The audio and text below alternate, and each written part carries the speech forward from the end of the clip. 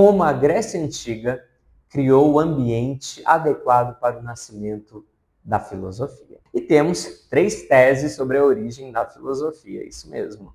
Quando pensamos sobre o nascimento da filosofia, há 3 grandes interpretações. A primeira é a chamada tese do milagre grego. Segundo ela, a filosofia seria fruto exclusivo da genialidade helênica, um milagre que não teria antecedente. Nessa visão, os gregos simplesmente teriam inaugurado de maneira inédita o pensamento racional. A segunda é a tese orientalista. Aqui, a ideia é que a filosofia grega deve muito a saberes vindos do Egito, da Mesopotâmia, da Fenícia e de outros povos orientais. Os gregos teriam bebido de fontes estrangeiras, matemática, astronomia, religiões, e apenas adaptado esses conhecimentos. A terceira tese, hoje considerada mais equilibrada, a tese intermediária, ela reconhece que a filosofia nasceu na Grécia, mas em um ambiente permeado por trocas culturais. Os gregos tiveram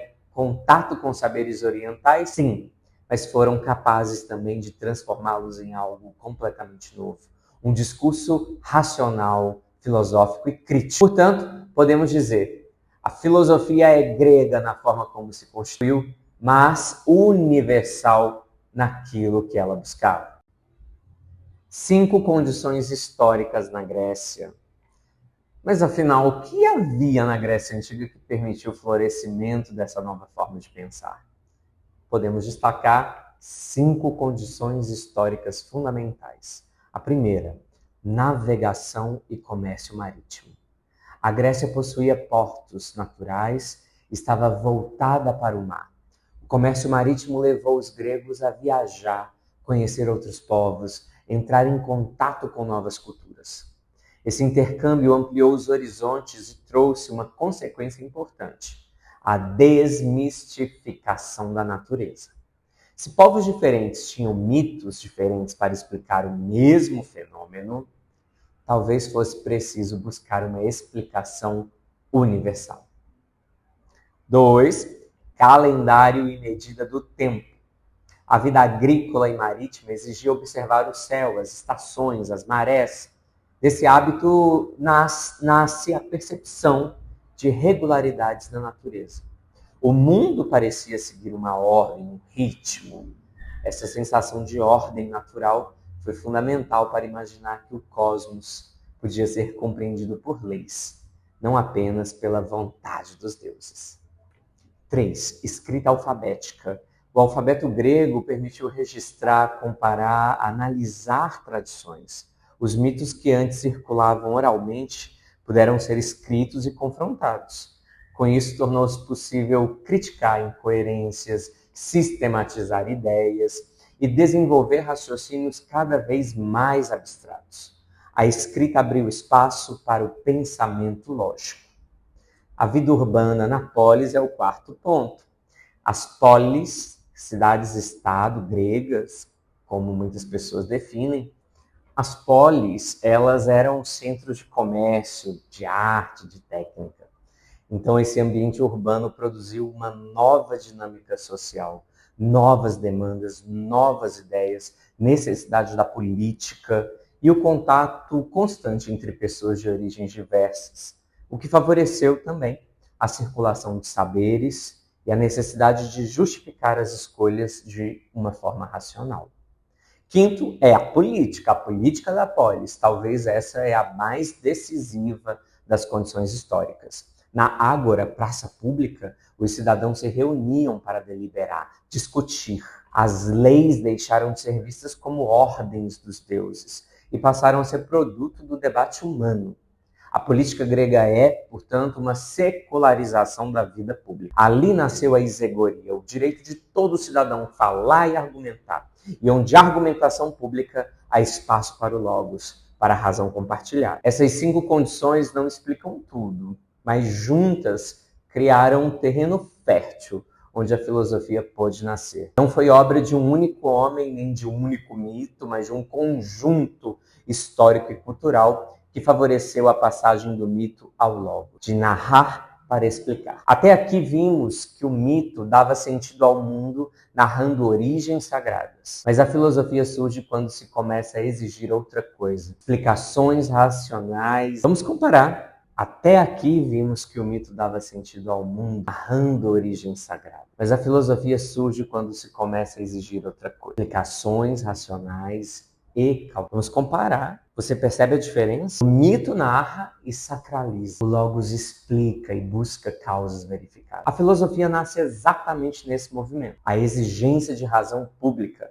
capaz de ser discutida e contestada. Um exemplo famoso, o mito de Prometeu. O Prometeu furtou o fogo dos deuses e o entregou aos humanos. Zeus furioso castigou, enviou Pandora com a sua caixa cheia de males e as explicações míticas de onde vem o sofrimento e o fogo. Agora olhe de novo com os olhos do Logos. Esse mito fala de temas profundos: técnica, transgressão, limites humanos, punição divina, mas não explica como o fogo surge, nem porque ele aquece, ilumina ou cozinha os alimentos. Os primeiros filósofos então se perguntam: de onde vem o fogo? O que é o fogo em sua essência? Ele é um princípio do real?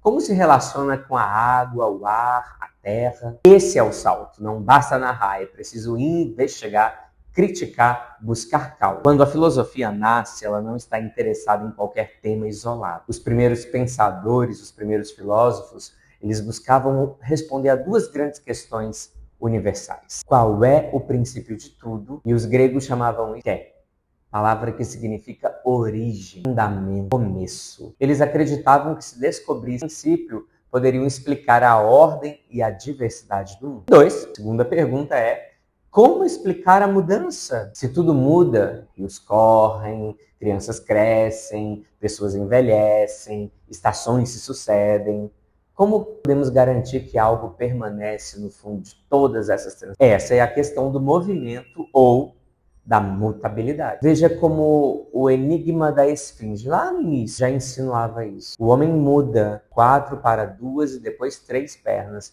mas ainda é o mesmo ser humano. A filosofia quer compreender justamente isso. Como conciliar permanência e mudança? Antes de avançar para os filósofos, é preciso um alerta metodológico. Quase todas as obras dos pré-socráticos se perderam. O que temos hoje são fragmentos preservados. Citações curtas em obras posteriores, relatos indiretos, sobretudo em Platão e Aristóteles, e isso cria um desafio. Será que Platão e Aristóteles citaram fielmente os pré-socráticos? Será que recortaram só o que lhes interessava? Será que interpretaram enviesadamente esses filósofos? Não temos como saber com certeza, mas ainda assim são essas fontes que nos permitem reconstruir o pensamento originário. Ou seja, quando falamos dos pré-socráticos, estamos sempre lendo por meio de outros internos. É importante destacar nesse período uma filosofia e uma ciência que não eram separadas. A investigação filosófica era ao mesmo tempo filosófico-científica. Precisamos entender que ciência moderna é outra coisa. Quando Tales diz que tudo é água, não é uma crença mítica, mas uma hipótese racional sobre a natureza. Quando Pitágoras fala dos números, está estruturando a realidade em proporções matemáticas. Quando Demócrito propõe os átomos, antecipa uma ideia que só séculos depois seria retomada pela ciência moderna. Portanto, os pré-socráticos foram os primeiros cientistas e filósofos ao mesmo tempo. E o eixo central de sua busca estava nessas duas perguntas. Qual é o princípio, qual é o arqué, e como explicar o movimento e a mudança contra a permanência no mundo? Essas perguntas deram origem a diferentes escolas de pensamento.